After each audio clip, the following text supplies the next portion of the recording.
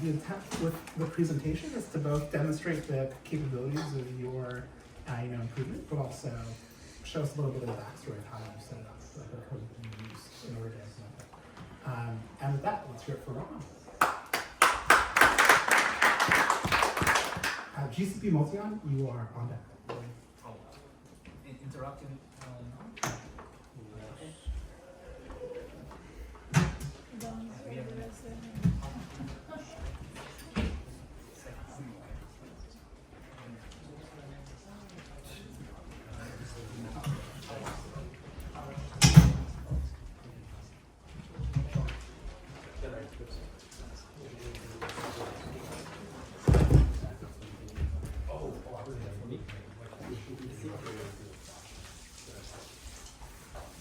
Cool, so I worked on trying to solve interruptions. So who here is like attempted to use the ChatGPT voice feature and have like a conversation with it? Some of you have. I tried using it one day to like have a full-fledged conversation while I was going on a walk, and it was really unnatural. I'd like finish a sentence and then like, am I gonna start a new sentence? Nah, and then it would like cut me off, or like it wouldn't cut me off and would let me keep speaking for too long. So it was really unnaturalistic. So I decided to like try figuring out how we can solve interruptions and interrupt users when they're speaking at the right time. So I started building this last week, and if anyone remembers my demo from last week, it was like pretty terrible. And the reason that was is because Whisper wasn't fast enough, GPT 3.5 wasn't fast enough, and like the general way I was handling all these interactions for doing this threading didn't really, like it didn't match the latency of like human speech.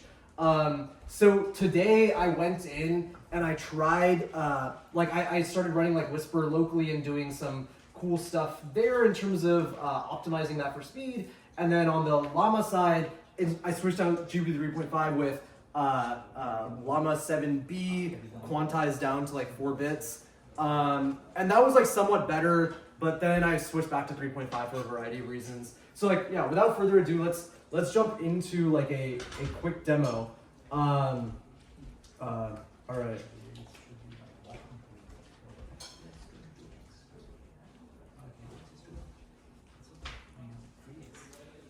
What is this song?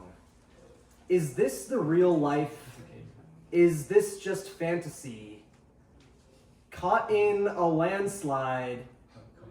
Oh fuck, it misread me. Okay, so this is like a Whisper problem. I'm gonna try this one more time, and if it doesn't work, I'll say no, but this is the really hard thing with doing like speech stuff. So let me try one more time. What is this song? Is this the real life? Is this just fantasy? Caught in a landslide. No escape from reality. Interrupting cow, interrupting cow, interrupting cow. These lyrics you've provided are from the song Bohemian Rhapsody by the British rock band Queen. It was written by the band's lead vocalist Freddie Mercury for their 1975 album, A Night at the Opera. So it took a bit long to interrupt me there, but like if you tried this with maybe like ChatGPT on its own, it would probably just let you keep going and like reading out the entirety of the song lyrics before it's like, okay, let me cut you off. What it does here is we use Llama to predict what the user is going to say next. And if we successfully model their next N tokens, then we say, okay, we know what the user is talking about, let's go interrupt them. So when I said, is this the real life, is this just fantasy, it predicted caught in a landslide, no escape from reality. And then when I went and actually said caught in a landslide, it was like, oh yeah, I know what this guy's talking about, let's interrupt him. And then it started that whole interruption sequence, got the went to GPT-4, got the actual response, and then returned it back and ran TTS. So that's the general idea about how this works. I don't know, I can take questions. I don't know if we're doing time limits today. Thanks. So what's your end token prediction? Yeah. Until it cuts it off. And the second question is, what query does it send to OpenAI? Yeah, so right now, there's like this 3 token cutoff where, so yeah, k equals 3, and we have this fuzziness threshold of like 60%. So basically, if it successfully predicts 3 tokens out into the future, then we say like we've successfully predicted and we're going to interrupt. And the fuzziness of that 3 tokens only has to be 60%. I like, again, like in the spirit of optimizing, I played around with a lot of these hyperparameters today, both on this side and on the Whisper side, and like other latency type of management stuff. And like these came out to be pretty decent numbers. So yeah, 3 tokens, and then the reason why I'm using this specific example is because like songs are like super predictable, so it's like it's a good demo of this specific methodology for like interruption decision detection. But like it might be a lot harder to use this approach for more open domain kind of conversations. Yeah. What about the filler sentences? Like if I'm gonna say, hey, oh, I think I read, I say, Yeah. if someone's gonna show up, it might be a false positive for your algorithm to detect. So I think that's what a lot of traditional interruption kind of solutions have tried to solve for, like detecting if the user is just using filler kind of words and so this, etc. And like when it detects those kind of fillers, then it decides to interrupt. I wanted to try something different today based on this like intuition that we decide when to interrupt when we have a mental model of what the other person is saying and have verified that that model is correct. Which is basically what this llama prediction thing is. Will you be able to optimize the interruption? Yeah, I mean, that's the When hope. you are speaking, I'm not, even though I know what you're speaking, I'm not interrupting it in time. So Mm. I have a good time here. Oh, I see, like deciding the time to interrupt. That's like a harder thing, I think, just because of the latency around this. I think right now the way it works is that as soon as it believes it successfully modeled what you're trying to say, it'll interrupt you or cut you off. Cool. All right, awesome. Thank you guys. Did you get a chance to take advantage of the sessions? Any of the what? Any of this one? Nah. I was optimizing in a very pure sense of the word.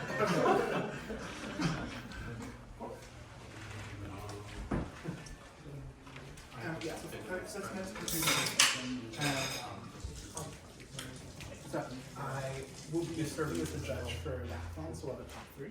And then for the movie type, from really any between folks that are here, there'll be a best use of X. So, dude, that's good. Now that said, that was Rohan, who will transform the way that we talk to together with his interruption tech. Incredible. Now here's GCP Multion, creating a new Google Cloud platform account using Multion. It's your flag. I never have to interact with AWS, GCP, or Azure. Hi everyone. So our basic idea here, start please. Our basic idea is to create a Google account user using Multione.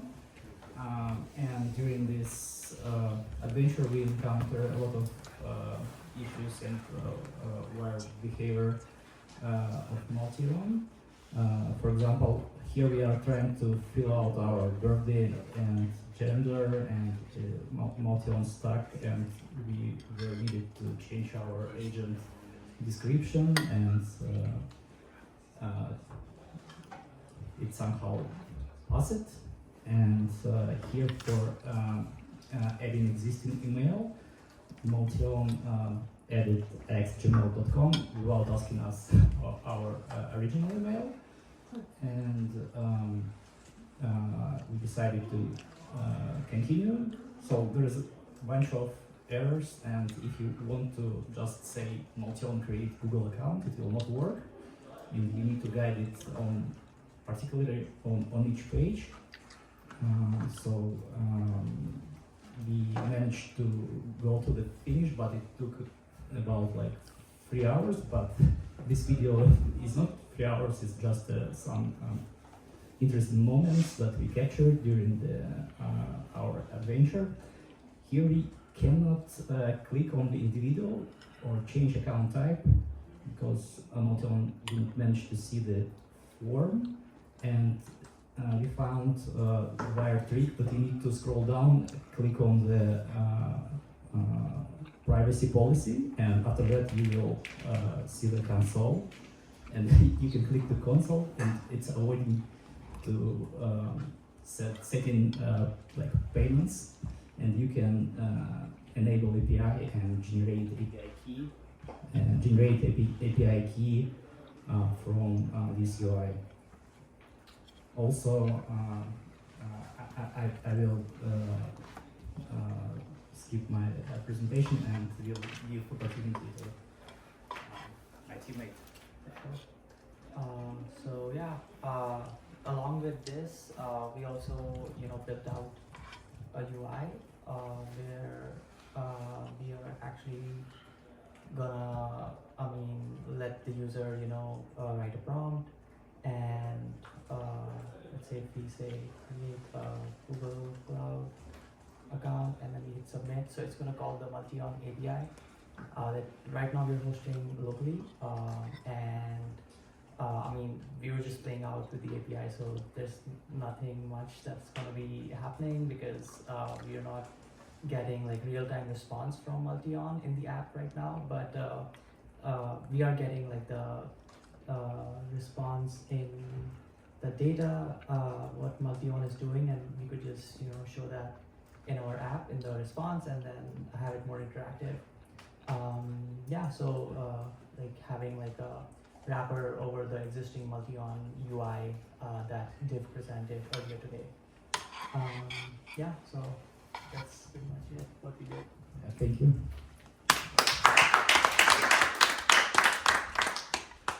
So, did you succeed in creating a new GCP account? Yeah, we succeed in creating GCP account partially manually, but we know all kind of prompts on each page that we need to fill to To pass the page. overcome the manual intervention. Yeah. Okay, interesting. Two questions. First, how do you control the browser? Using Multion.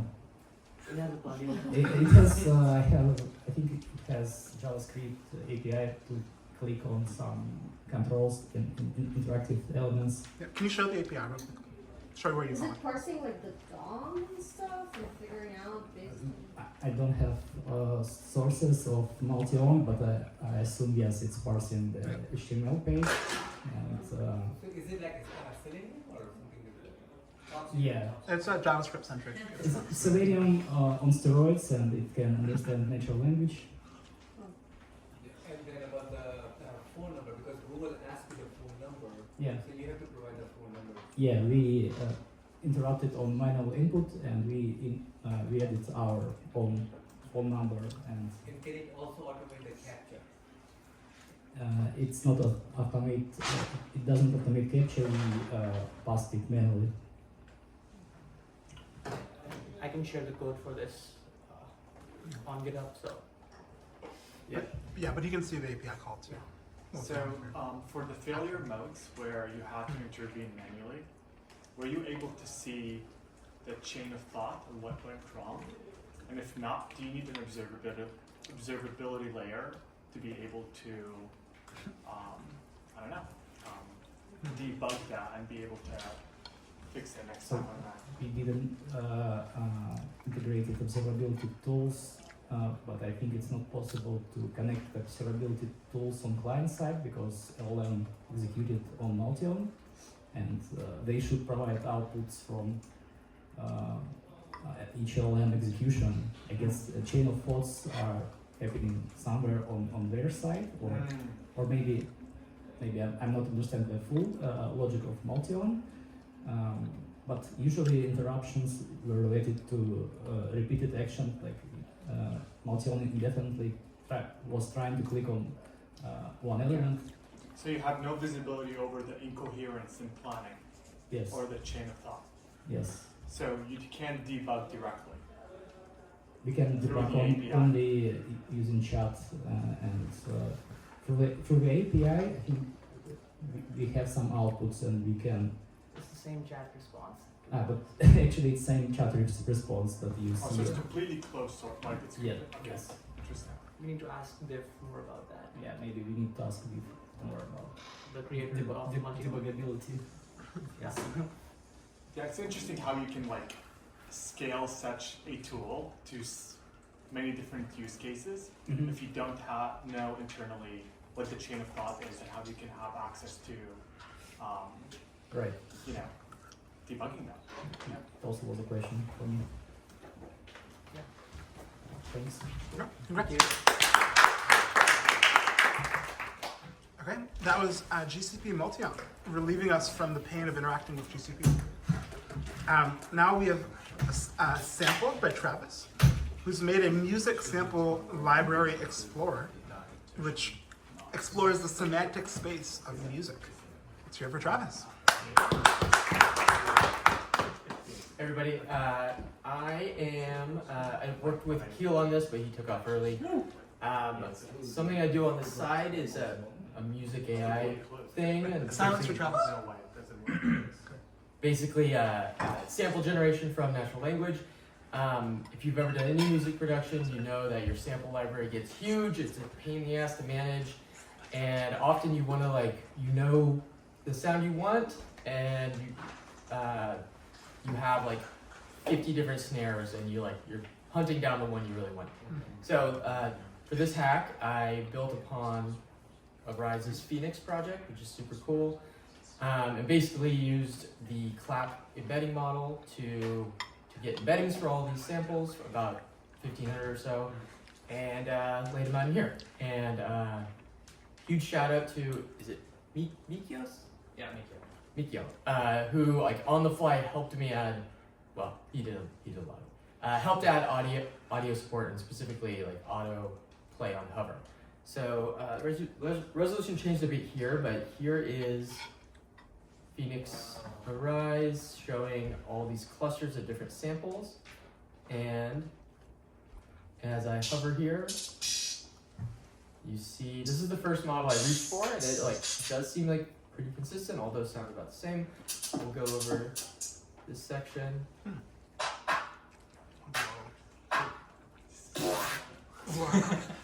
This is a fun cluster over here. Wow. And then just for extra fun and to show I wasn't totally cheating on it, I found this yodeling kid and took a couple samples from him, and indeed he ends up in this. He ends up in this random cluster over here. That's so awesome. So that is sampled. It's a AI-powered music sample library explorer. Sorry, what is this UI? This is really, it's Phoenix. It's Phoenix with a little bit stripped away. So this is all props to that. Okay, and the interface you had to Phoenix was just embeddings plus metadata, and they did everything else. Yeah, set up a data frame and give some schema to Phoenix, and it does all the magic. How did you cluster it? That clustering is just so this uses a dimensionality reduction technique called UMAP. So this takes the clap model. I believe it's 500 digits, and it's not digits, 500 numbers, and it's embedding representation. The clustering is just similarity of the high dimensional vectors after UMAP is applied.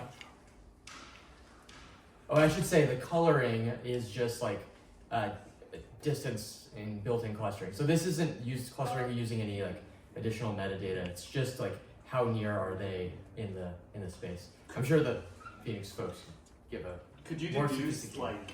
certain pitch or rhythm or something in each cluster?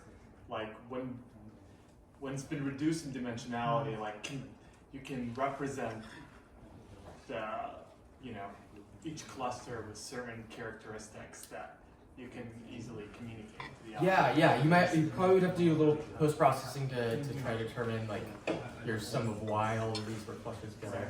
But yeah, that'd be interesting. Spotify clone winning.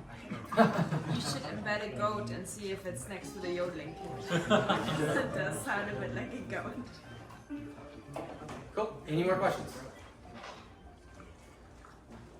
Thanks, everybody. Okay. Observable paper gen is up. Talent curation is on deck. UMass are skipping legs. Okay, that was awesome. That was a little tough to solve.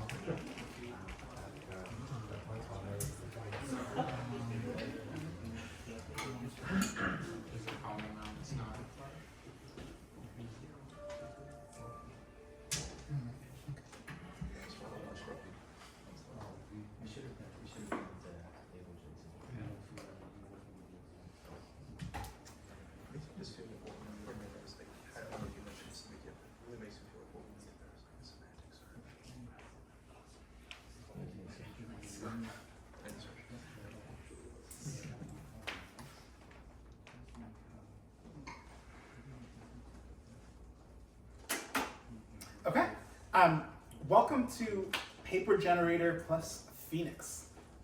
So for those of you who don't know me, my name is Jeremy, and my company, Omniscience, produces textual outputs. So for example, we have a book generator which created the library that's behind me, and we have a paper generator which produces academic research papers.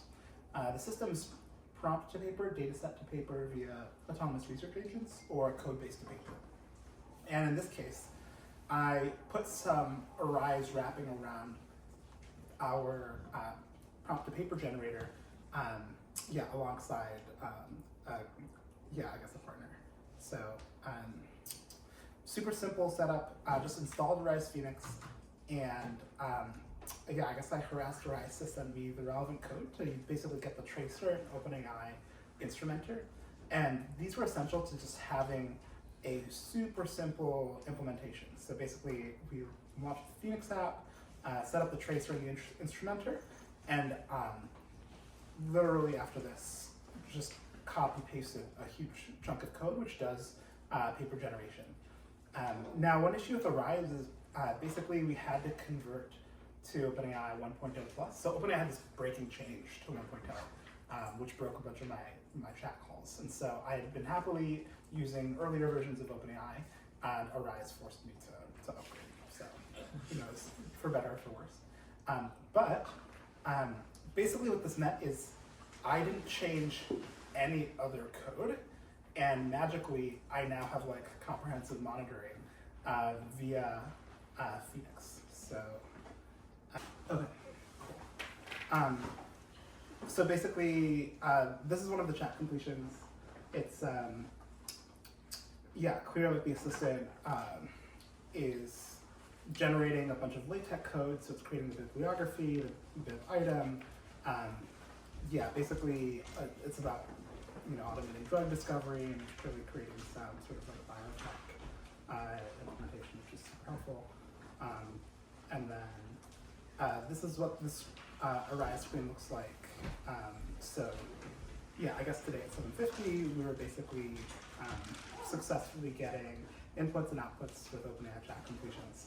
I guess for everyone who's using our paper generation stack, it's something like 4 lines of code to successful implementation. And my plan was to do a real-time demo of basically creating a paper and watching all of the Arise numbers change, but unfortunately it seems like it went down in the intro. So I'll do a live demo with you guys. But thanks to Arise for giving me visibility into what all my prompts are doing.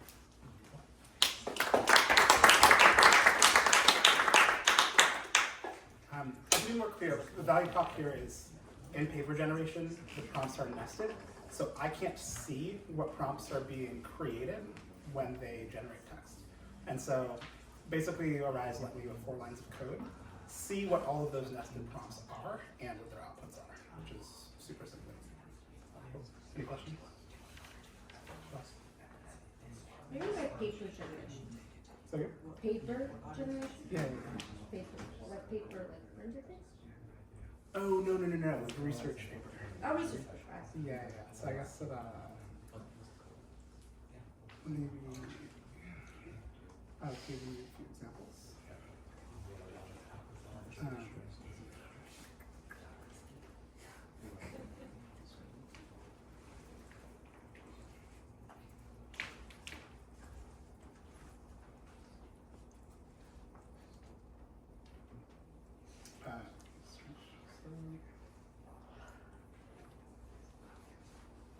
So concretely,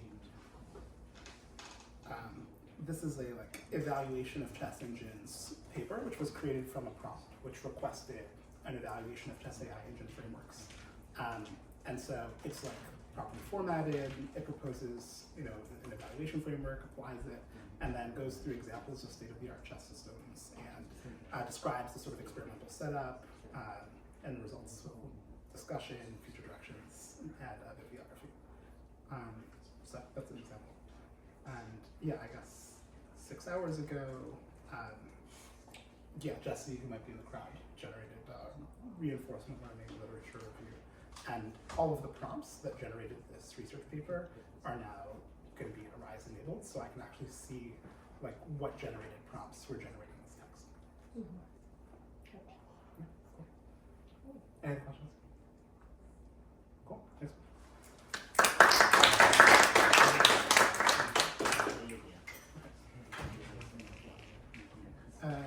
Stephen, you are up. And Swarms, you're on deck.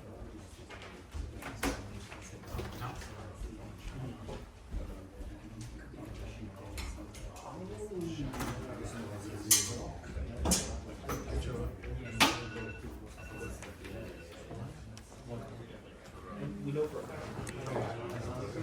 I mean, they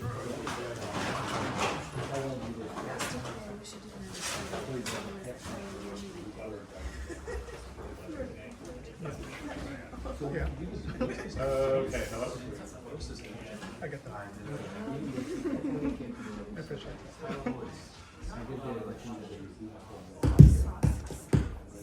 Cool. Oh, hi. Cool. So I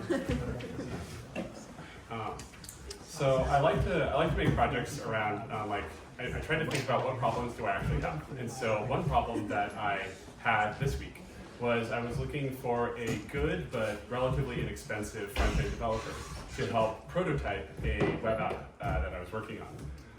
And so I've generally been interested in how we can apply AI to the recruiting pipeline.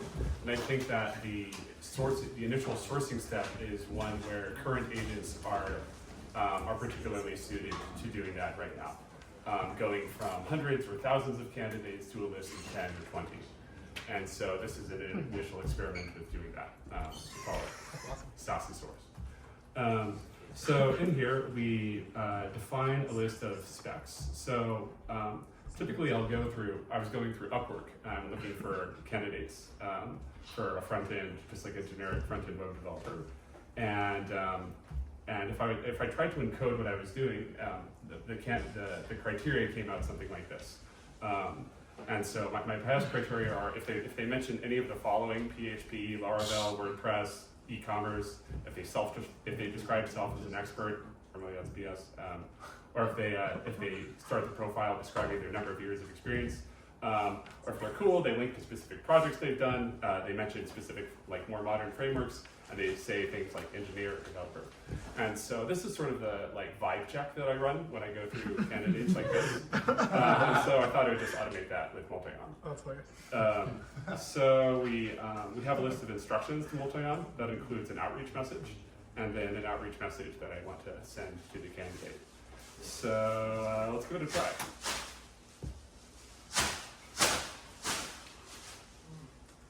So I've instructed Multion to go through the list of candidates and evaluate them according to the aforementioned criteria, and then to send a message to them if they meet that criteria.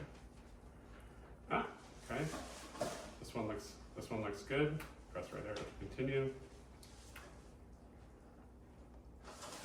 Great. Sending a message. Okay, great. Do I need to subscribe for more? I don't want to do that. Okay, let's keep going. Let's evaluate this next one. Okay.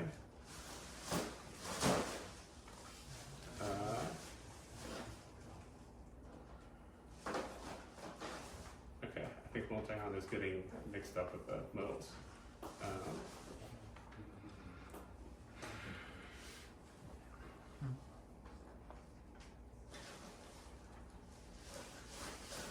Okay, continue.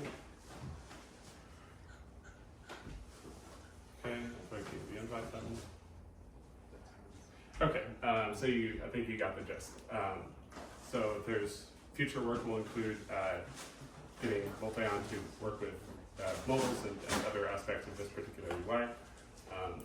But I'm really excited to just sketch out what I'm looking for generally in a candidate and go from hundreds or thousands of potentials in online freelancer sites to a list of 10 or 20 of the most high quality that I can then do the next steps of recruiting with. Cool. Any thoughts or questions? Yeah. I was gonna say, like, if you did this on the candidate side, like, so recruiters usually, like, they'll pay like $5K or something. That's where a lot of the money is to place a hire. But one issue is candidates often have trouble applying to a lot of the jobs. And so if you did this on the candidate side, you say, hey, give me $50 and I'll apply to 500 jobs for you. That'd be really useful. I tried to build this as a recruiting agency about 5 years ago, but the problem was it was too expensive. So it might actually be accessible now, but we were able to print like a few K MRR like really quick with it. So the demand is there. Next good idea. Yeah. Would also be nice for apartments to scrape like Craigslist and Zillow for specific apartments you'd like, and then just apply to them. And you could say like, I want like This beautiful region, view, yeah. trees. And then automatically send requests. So I was looking. So did this work prior, and what were the results? Like, I can get it. I can get it to navigate through a few profiles and evaluate whether they are cool or a pass, and then send a message appropriately, and then move to the next candidate. But it eventually goes off course, getting lost in like using modals or like going to one page and then going back. And so there's the current bottleneck is like reliable web navigation. I see. And so you did successfully send messages to potential candidates. Yeah, like it sent it in the first one. Oh, cool. Okay. I see. And it like pulled up this thing, and so and then like rewrote the message. Okay. Cool. Yeah. Was there? I assume the template creation was an iterative process. Was there something that was key to the template to get this working? I ended up going into even like inspect element, and sometimes it was helpful to go and find like the specific name of the element, like the profile picture, or like invite name to job button, and then like pass that as part of the instructions to Multion. Otherwise, it would sometimes get confused between multiple buttons.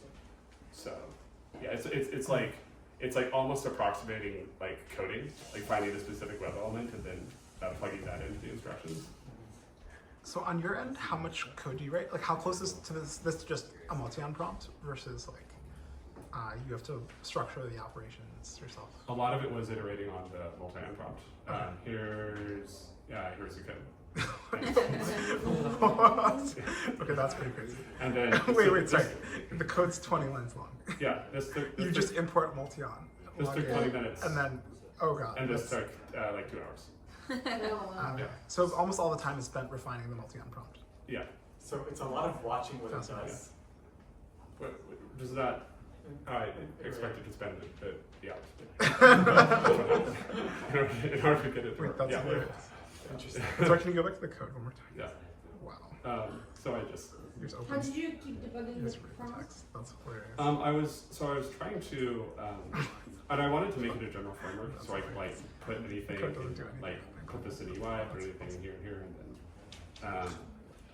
then. So Multion has a plugin that you can use to iterate, and it. So you can give it instructions here.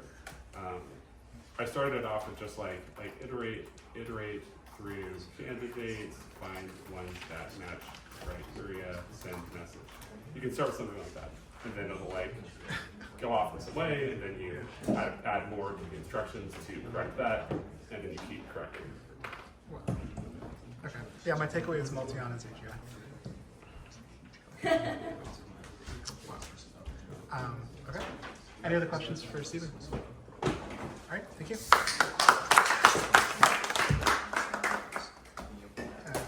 Okay, that was talent curation. Hiring for your next startup is solved.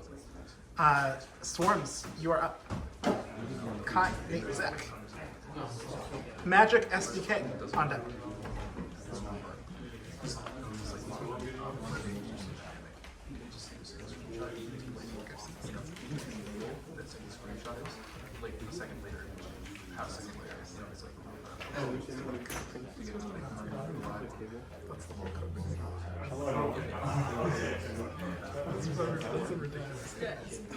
That's an absurd code base. Hello? Does this work? Okay. So today we're going to be, I was very inspired, we were very inspired by Phoenix's observability. I don't know if that's how you say it. I was really inspired by the way that they enable you to fully understand every layer of an agent's thought process and way of automating a task. And so today we're going to be presenting the Swarms framework, and we integrated Phoenix into Swarms. And we also have plans to integrate deployment providers for Banana and for Model and for any other framework that you want with just one line. You just wrap a function. And so let me show you here. So this is what we're going to be seeing here today is a demo of a swarm analyzing a factory for logistics analysis. So we're going to run it, and basically the whole premise of this is we have all these agents working together, all trying to automate a task. And so once you have one agent, debugging one agent is very difficult. But debugging multiple agents is a complete mess. It is chaotic, and every agent has many different, they can either get stuck in a loop, they can completely lose touch with the other agents in the group, and there's just like a lot of problems that can happen once you have multiple agents working together. So here we see the first multimodal autonomous agent. It says, this image depicts an interior scene of a factory or warehouse with high shelves stocked with various boxes. And this is the image. So here we see some people. The first agent is going to analyze the safety of the warehouse. Then the next one is going to analyze the productivity. Oh, yeah. And so here we can see we're having some bugs with the Phoenix trace decorator, but ideally you just wrap some code with Phoenix, and then you'll be able to see you'll be able to interpret and observe the prompts in the history of one agent or multiple agents. So you see here we have Phoenix trace decorator, we just decorate some code, and you'll be able to understand that code, that agent's entire history. And in the case of Banana, for a future Banana implementation or feature, ideally we just wrap a single line of code with just Banana, and then that will be deployed on your Banana account. And you can conduct inference with that agent. And so basically extreme reliability is our only focus really at the Swarm Corporation. We're trying to make autonomous agents that can be deployed in manufacturing, in logistics, in medical, in medical diagnosis, and many other high-risk environments. And to be able to do that, you need to have extreme observability and truly understand what each agent is doing and why it's doing that.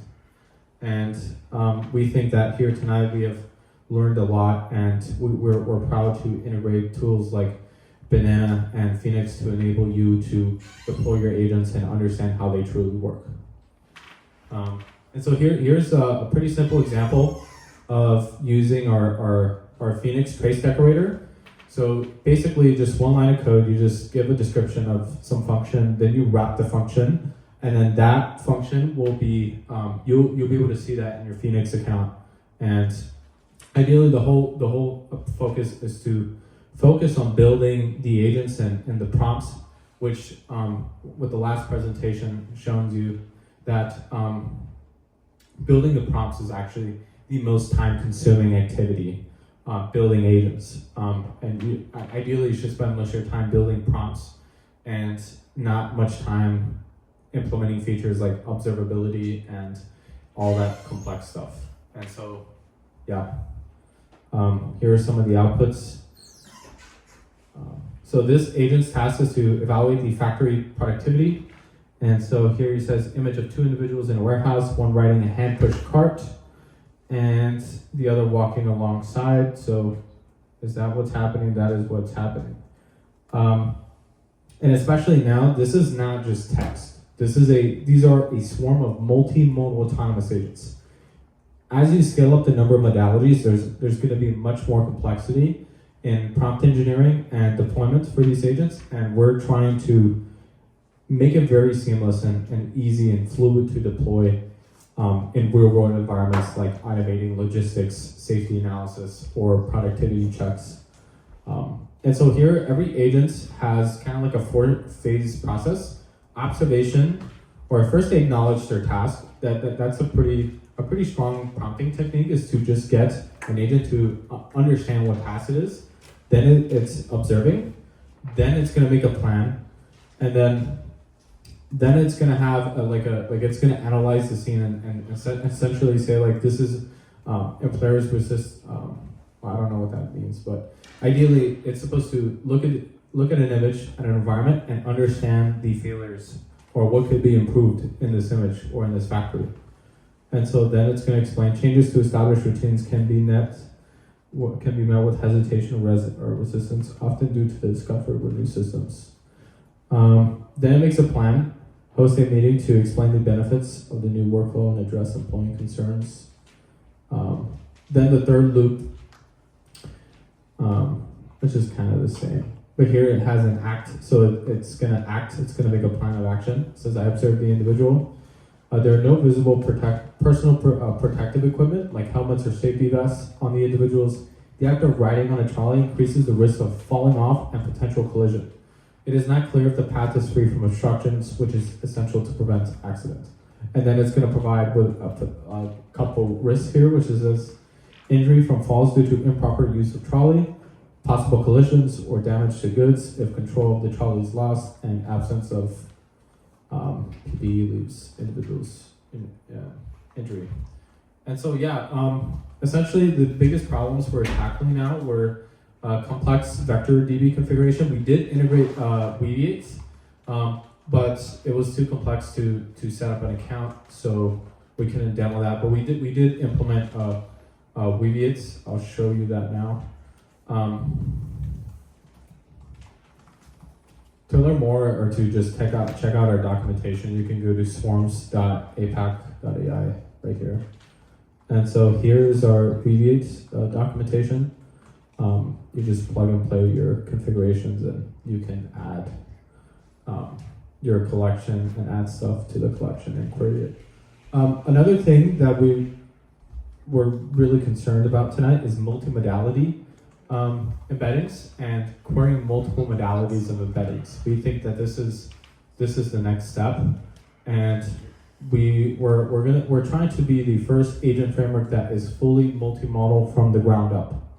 And that means all of our vector databases naturally support multiple modalities with different and special multimodal hashing and indexing functions. And so observability also takes up a lot of code. If you were to try to implement like Phoenix by yourself, like just natively, it would take probably thousands of lines of code. Local models also run out of memory. You can run out of memory. That's why we're trying to set up Banana and Modal and some other deployment providers. And then many loosely coupled models and frameworks with no integration. We are trying to implement Multion. We're gonna add Multion as its own model. And so in the documentation, we have some models here that people can use with a very simple interface. You just do .run. You initialize it, and you do .run, what is the capital France for Anthropic. Or let's say in the case of a multimodality model like Fuyu, you could just Fuyu equals Fuyu, and then you put your text and your image, and that's it. And so really our solutions to these problems is to create really easy to use wrappers that are also really radically flexible should you need the flexibility. We're trying to create extreme reliability in our multi-agent deployments, because if you don't have observability in multiple agent systems, it's gonna fail horrendously. And then we also want you to focus on building your agents and not adding thousands of lines of code of observability, and actually focusing on the core features of your agents. Cool. That's fine. Great.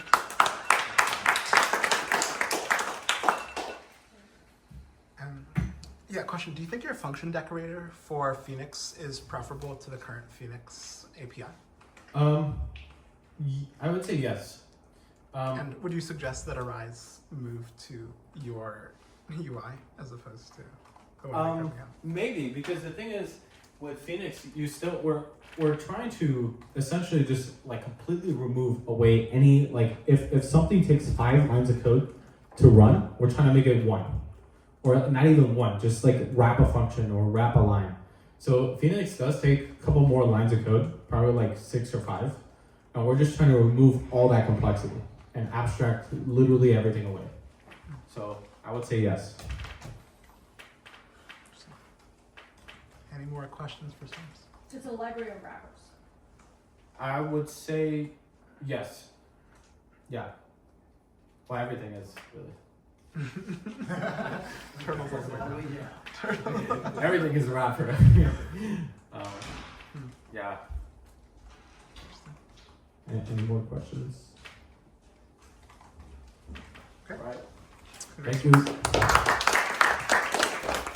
Magic SDK, you are up. Chatty++, you're on deck.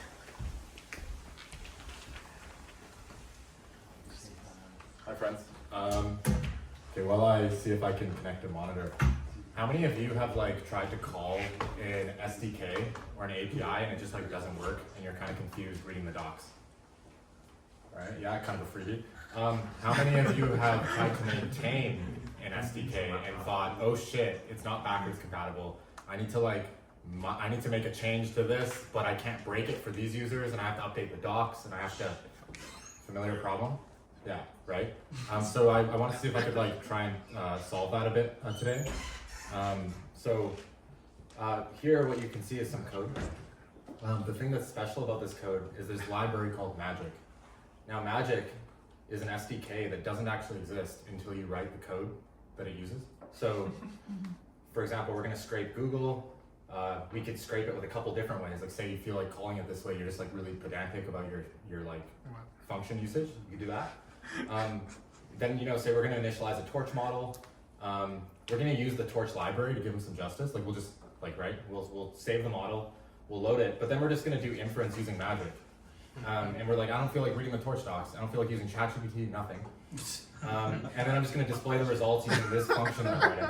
And now what happens is now we're going to call make magic.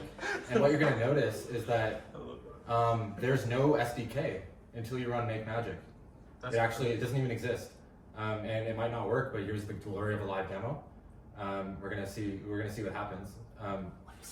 Basically what we're doing right now is we're generating the SDK real time. Okay, here's the SDK. You can see it's implementing all the functions. And now let's try it out. Let's run. This is insane. This is ridiculous. This is sorcery. This is too creative. There we go. So we scraped Google. We've scraped example.com, and we've loaded a tensor. And now you can see we have this model saved in our drive. Now, just to show you, just to show you I'm not bullshitting here, right? Because you're like, yo, Kyle's probably hard-coded some shit. This is fake. We're gonna add a function. We're gonna do like, I don't know, print cow ASCII. And we're gonna rerun magic. We're gonna make magic again. Okay, here's it's running. And I won't even open any other file. Let's just like treat it as the dev loop of like what it would feel like. Yeah, like obvious in retrospect, Python 3, but like main.py. Wow. Now we have a cow printed at the end. So anyway, I think in 5 years this is how code's gonna be written. Thanks. What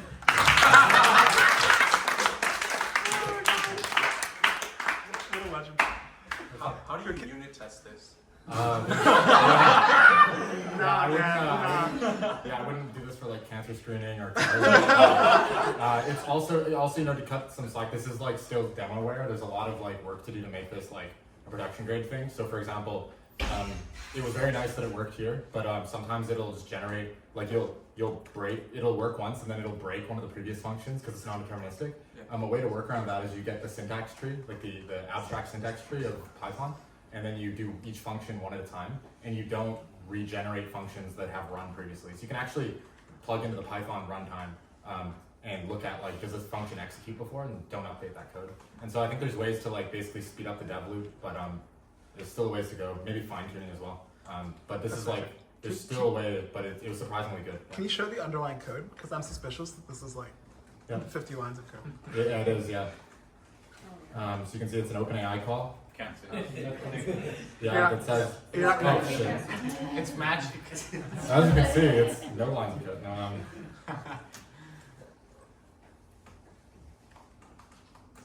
are you gonna open source this? yeah, it's already on GitHub, but I'll send. You see, you're a top programmer specialized in implementing stuff, and then I'm just like, please don't do dumb things. Please fully implement the Python function. Make sure the generated file compiles. Please don't write static functions. Just a module with the callable def. Please don't respond with anything except the Python file. Like I basically had to say, I beg you, 3 times. please stop giving me comments at the top that say, here's your code. Yeah. And then you can see what the top looks like if we load it. It's like, oh, this was my attempt at doing the AST generator. So writing a scan through every, basically you read the Python file, then you parse it using this library, where was it?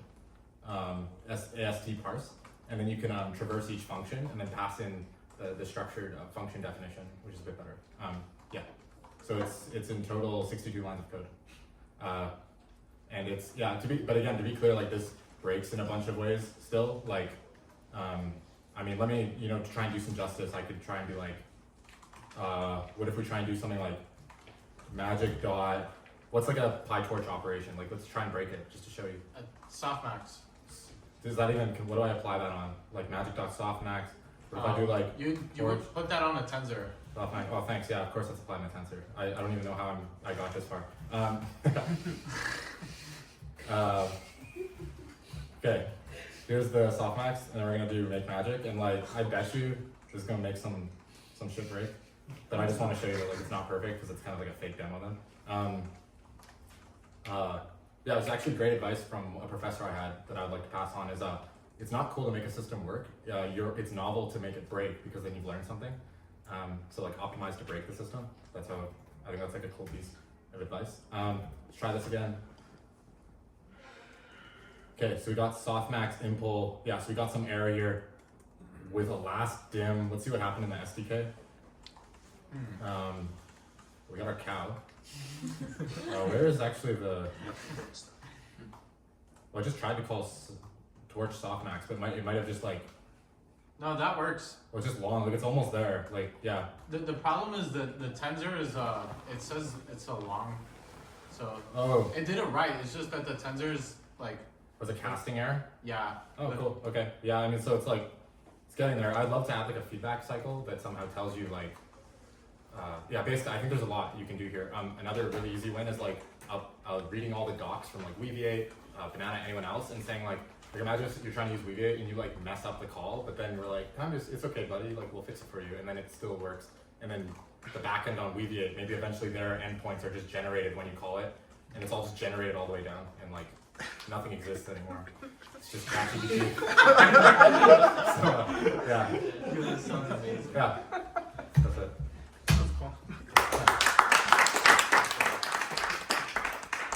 Okay. That's Kyle, destroying SDKs forever. Abel, Chatty++. That's great. Hey everyone, thanks for having us here at AGI House. I have a tendency of adding plus to a lot of projects because I like adding extra functionality. And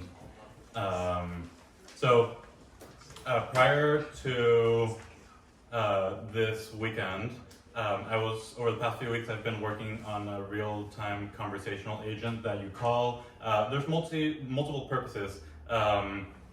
Last weekend, we got second place at a hackathon with WeGrade because we did a book stream. You call it, say, hey, I like this book, give me some similar recommendations, and do you want to add it to the cart? This time, since last weekend, I've developed a bunch of it, and I was really excited when I saw Sid. So I'm gonna ask the audience a few questions. Does anyone have a cell phone? If so, raise your hand. Keep your hand raised if you use Google Drive, Notion, or Gmail to take notes.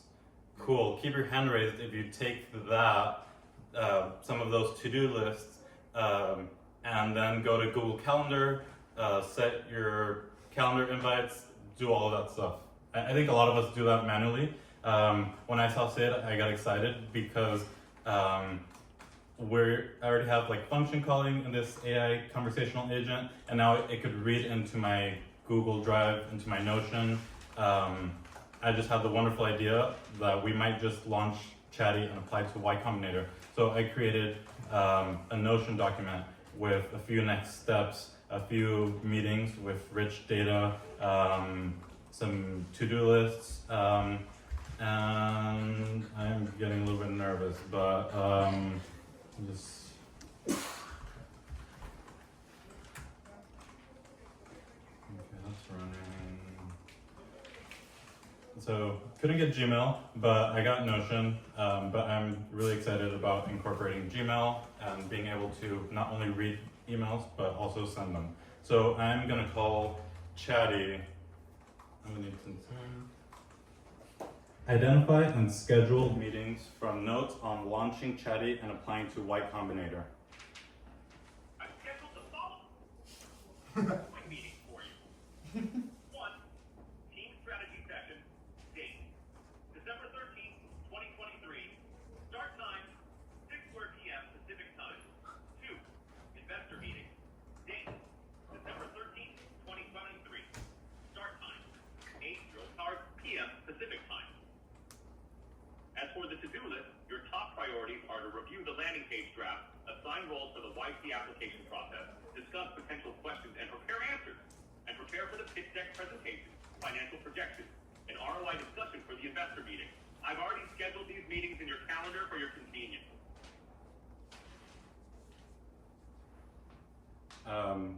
So it reads into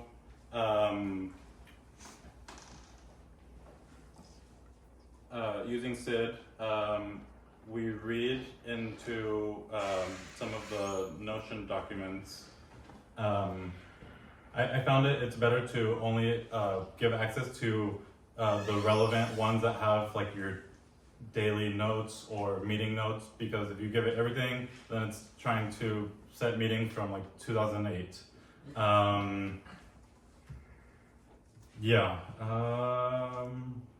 What else was part of the demo? I think that was it. But I'm excited to bring this not only for like a personal virtual assistant, but also to other business folks who do office business work, like following up on emails, and then going on into doing calendar invites, and also for people who receive a lot of phone calls, like real estate agents or you name it, any other like business that relies heavily on phone calls. And also apply to launch this soon and apply to YC.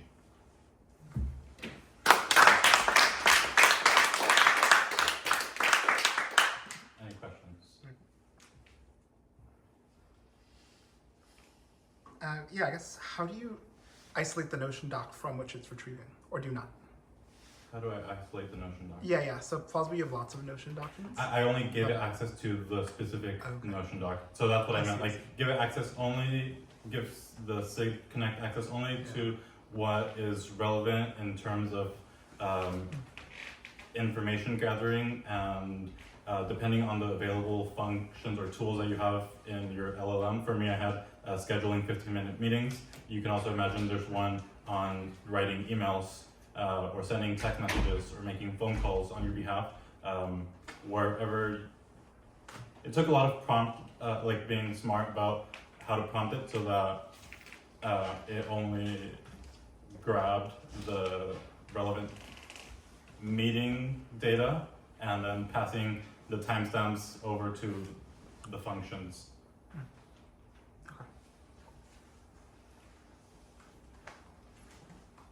Any other questions?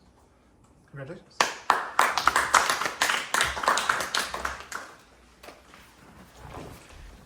So as a last presentation, I'm going to demo observable papergen. So can I get a request for a research paper from the crowd? Yes. Learning to learn gradient descent by gradient descent. Okay. That one already exists, but we can do it. So for context, basically, we are using Arise to basically pay attention to this creative extrapolative prompt generation scheme. And so we'll be able to watch the research generator unravel the prompts that create, in this case, a paper on, you said learning to learn gradient descent? Learning to learn gradient descent by gradient descent. By, You can also do hyperattention as all you need. That's learning to learn gradient descent by gradient descent. great, so I kick this off. So it's currently 9:34, and Calculator sort of Arise has start times for all of its calls. So, you can see that we've initialized the process. So the paper generation began, and we started by generating the paper skeleton. Sorry, that's for the previous person. Okay. So we have an abstract, and this paper will explore the concept of learning to learn gradient descent by gradient descent, a meta-learning approach that aims to optimize the optimization algorithms themselves. We propose a novel framework that leverages the power of recurrent neural networks, RNNs. Lost this, but you get the thought. It just kept going, generating references after the skeleton. Okay, so first hit is helpfully by Rise going to tell me, okay, system is your helpful research agent. True. And the first prompt, generate the abstract and skeleton for a 20-page ML research paper. Make it sound as close to a real paper as possible, such as one accepted by NeurIPS. Write on the following topic, learning to learn gradient descent by gradient descent. And the output of the model, according to Arise, is this abstract and paper skeleton. And the skeleton is this sort of like internal tool which is being used to mediate the process. And it comes with some references as well, which will probably be like baked in. You can see the second, so basically it has everything from the beginning in a conversation stream, and then the next prompt apparently is generate the paper's header and abstract in LaTeX using the above skeleton, which came out of its own generative process. Make it sound as close to a real paper as possible. Use the NeurIPS paper format, start at the beginning and end at the abstract section.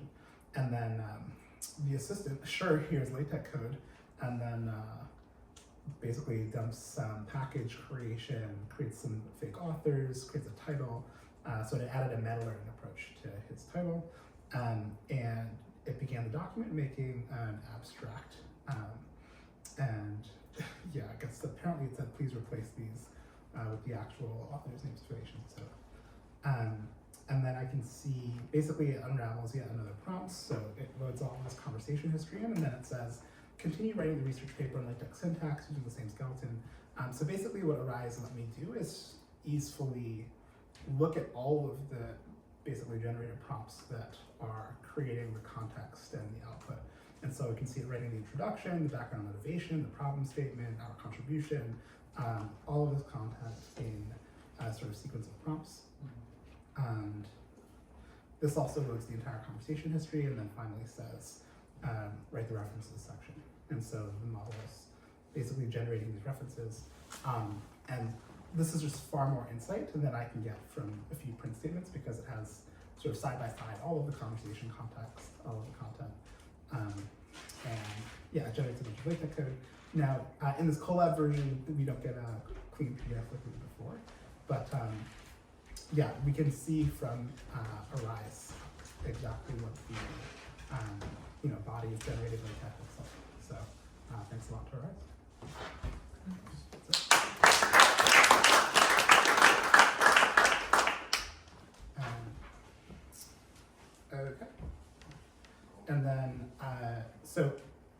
I removed myself from judge possibilities because I can't really judge myself.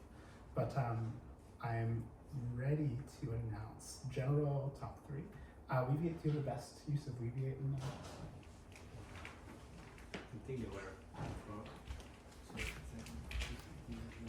maybe the route over. Do you want a moment to talk it over? Yeah. Okay, cool. Alright, let's adjourn for 5 minutes while they talk it over and we'll announce it. That was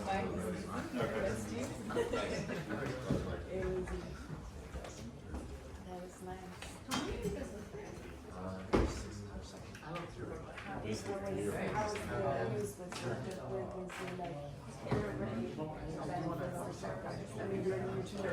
Yeah, I have to edit the document a few times because tables,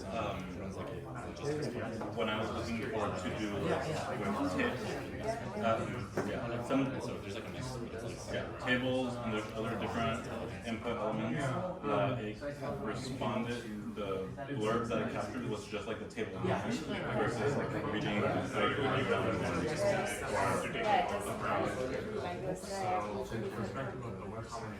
but like doing like plain text and looking for patterns like meeting the meeting that has titles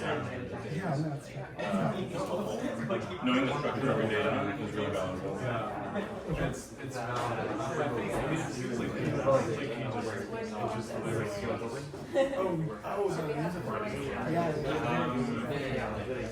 Did I get back to you on that?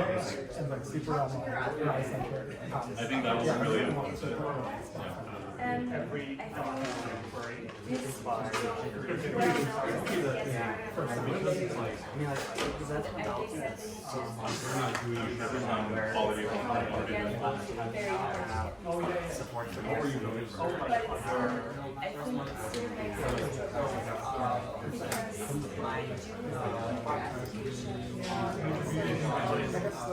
it gives them data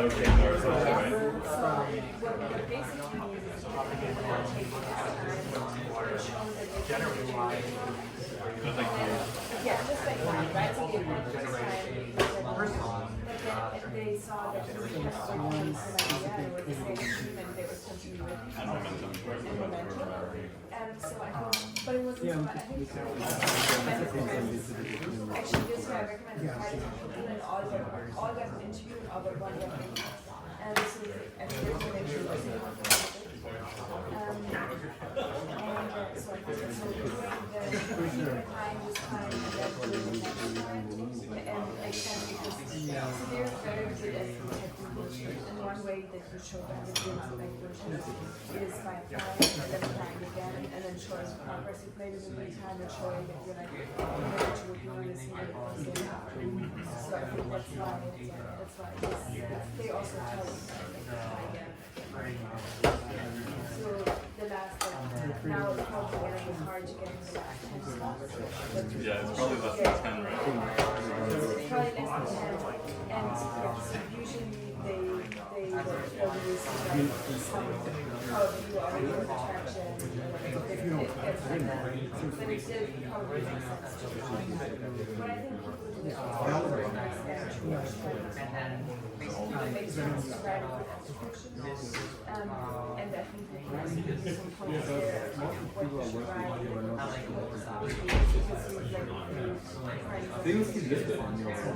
Max like compose especially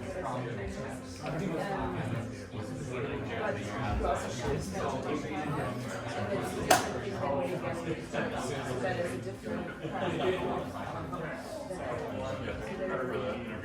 yes, so usually we do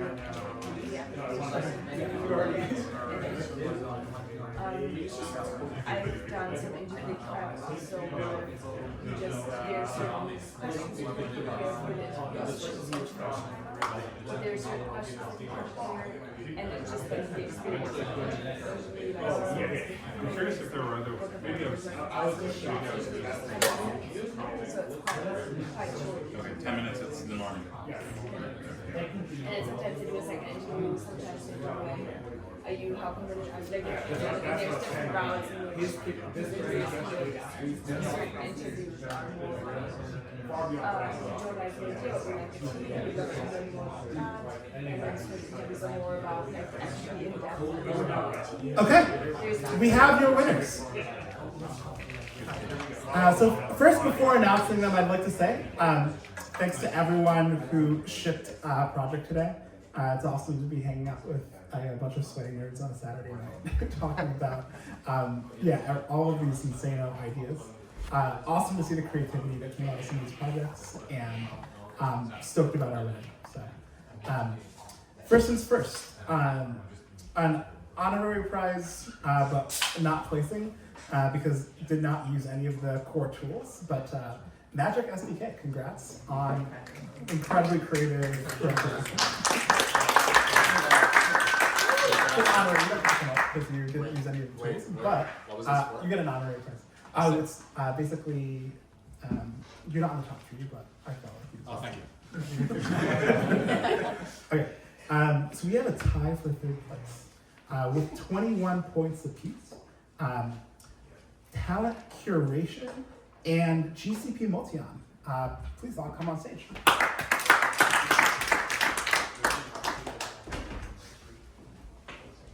And in the case of talent curation, super useful if it succeeds. In the case of GCP Multion, great technical quality, and thanks a lot for using the tool for that. So can we take a photo? Can take a photo. Yeah. Actually, yes.